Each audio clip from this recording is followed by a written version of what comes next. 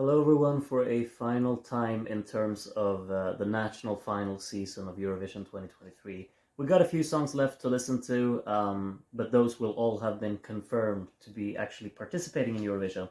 This is the final one where we're kind of unsure of the outcome.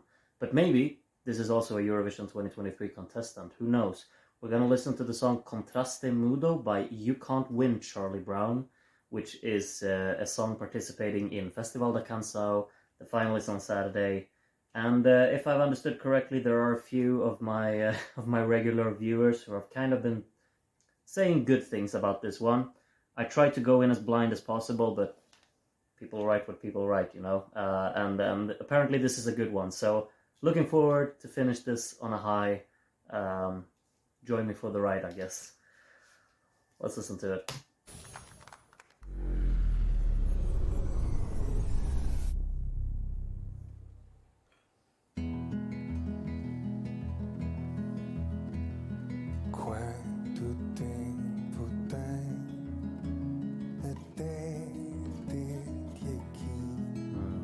It's a wonderful finger-picking arrangement.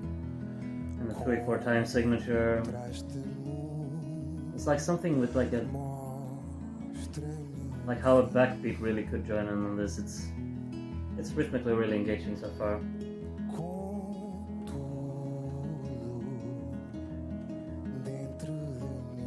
Nice layering with these kind of dreamy ambient sounds there. How it's layered with the vocal as well.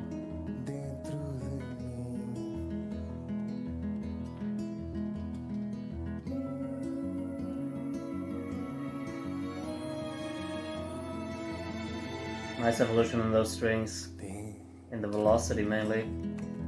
Yeah, here we got the percussion joining in. Nice little clapping rhythm, switching it up with the drums. And a new vocalist who's absolutely not dressed up to be on stage.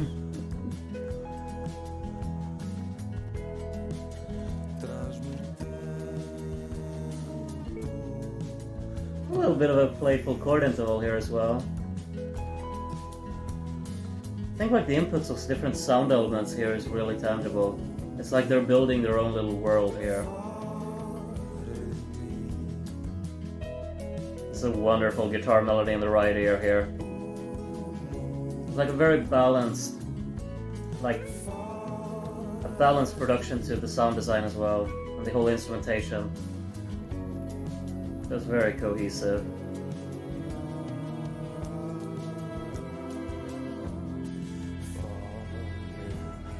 Grand vocal layering as well. Throwing in a little bit of distortion there.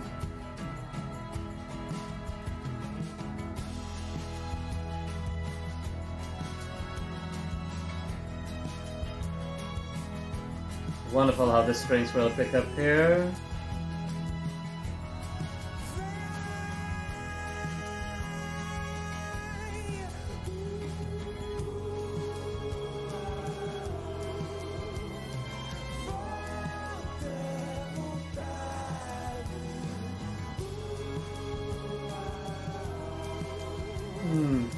So many twists and turns. You just flow along with where it wants to go.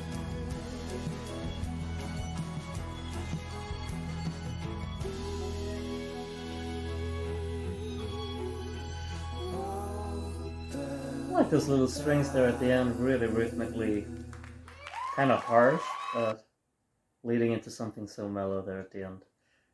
It was beautiful. Just like a song written from I guess like a free-flowing kind of perspective. It does exactly what it wants to do, and it's just, it feels like this group, they've just played around. They've just wanted to create something that feels authentic to them, and they've basically structured the entire song from just feeling, and they really invite the listener to kind of follow along with this story of just like a mellow listening experience, but also one that really builds up a certain like picturesque story to it. It feels like its own little world and own setting that they create. It's a very ambient listening experience with a lot of atmospheric touches. I think the instrumentation is something very tangible in this one, because everything comes across with just the right amount of balance with each other, like with the other instruments.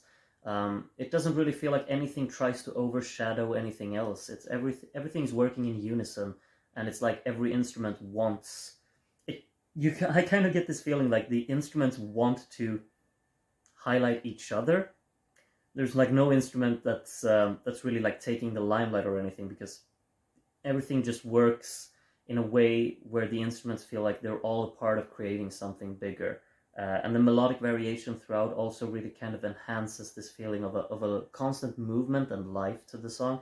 I think this section there in the middle where the electric guitar is just focused solely in the right ear, with this small little melody that's just really subtly put at the very back of the soundstage. It's audible, but it's very low in its sound, basically, because they know we don't want all of the attention to be focused around this. We just want it to be a living part within this whole world, and basically like this whole atmosphere and universe of sound that we're contributing. It's all of these minor details creating something big together, and I think that's really, really beautiful. The vocal arrangement throughout is also, it's very kind of restrained, but it has a very comfortable tone in it. It's kind of, I guess you could call it like a bit mesmeric in the way that it just kind of speaks to you in a very soothing manner, and it's very easy to just kind of close your eyes, get lost into this, and just follow along this whole journey of an evolution throughout the song. And I think the vocals offer a nice detail to that as well, because they're very airy and breath heavy. It's not really something that has a melody that's a hook or anything like that. It's not rhythmically engaging. It's free flowing. It's very drawn out, but everything becomes its own like smooth type of cloud-like kind of impact, I guess, because everything just comes across with this very warm sound to it. It's a very warm tone. It's something that you can kind of feel very, I guess, cozy with, and that's just like really a standout part of it, while also feeling like a song that's very massive. It's a big space, an array of sounds that's just covered throughout the entire soundstage. They've worked very effectively with panning to create it as large as possible, and they really play around with placing the different instruments panning wise throughout the entire song. Like every instrument picks up its own little part in the soundstage, and I think that really creates a wonderful backdrop for the vocals, who also kind of just act like an instrument in this. Nice combination as well, how they have the two singers. The layout is obviously beautiful on stage with how they're actually symmetrically placed, or what you call it. But just this wonderful combination as well with how they allow each other to really take turns to actually perform small segments within the whole experience, and they have small kind of focus areas that they take at different times, and it all feels very smooth in terms of transitions and flow throughout. And I think that's really what kind of sets it apart. It's something that's just really easy to digest. I can understand if some people would consider it to be a bit uninteresting or slow or boring, but it's something that you can easily get lost in. And I think that's, if you find yourself to be in that state of mind where you're really like, what do you call it, like responsive to a listening experience like this, that you can just kind of get lost in the music and its constant movement and flow of life that's just surrounding the entire soundstage. I think it could be an absolutely wonderful listening experience. And also, when you see it live like this, I think they transport you into this world or this space of sound, and it's quite wonderful. It's a song that could easily go on for 10 minutes, and you just kind of allow yourself to get lost in it. Of course, we only have a 3-minute limit here, and I think they limit it down very nicely here. The song doesn't really have to have this section where it kicks into gear and grows all massive. It still has a very continuous evolution to it that's really smooth. But I'm just saying, like, the concept of it, you could absolutely make an extended cut of this song and just allow them to play around with what they're doing for 10 minutes. It wouldn't be an issue. Wonderful way to close the entire national final season, I'd say. I think it's absolutely a contender in Portugal, but I'm not sure if, like, I feel like this selection is too difficult to actually pick a favorite from. I have my favorite. I'm not gonna reveal it yet, but maybe some people can tell. Maybe this is the one. Maybe it's something else. If you want to take a guess, you can. I will be making a tier list very shortly, where I will explain my reasonings for placing certain songs where. But I feel like it's gonna be super difficult, so I'll have to have a think about it before I record that one. But please be on the lookout for that if you're actually interested in checking out my full kind of opinions on all of the songs.